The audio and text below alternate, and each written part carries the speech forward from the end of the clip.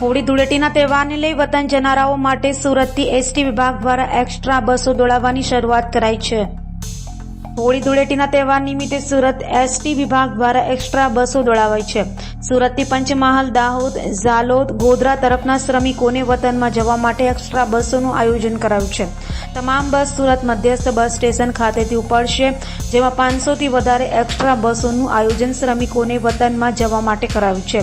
2 દિવસમાં 160થી વધુ બસો રવાના કરાઈ છે, તો દાહોદ, ગોધરા, છોટાઉદેપુર સહિતના વિસ્તારો માટે એક્સ્ટ્રા બસોની સુવિધા ઉપલબ્ધ કરાઈ છે, તેમ સુરત એસટી નિયામક પીવી ગુર્જરે કહ્યું હતું। સુરત વિભાગ દ્વારા હોળી ધૂળેટી નિમિત્તે એક્સ્ટ્રા બસોનું આયોજન કરેલું છે। તેમાં ટોટલ 550 બસનું આયોજન કરેલું હતું। તેમાં તારીખ 20ના રોજ 80 એક્સ્ટ્રા બસો કરી છે।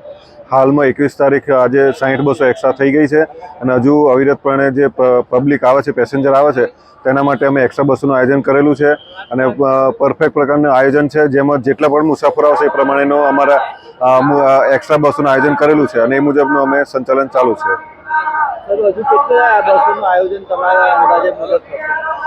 આજનું ટોટલ 100 બસનું આયોજન છે અને કાલે હજુ 170 બસ અને એના પછીના હોળીના આગલા દિવસે પણ 170 બસનું એક્સ્ટ્રા બસોનું આયોજન છે।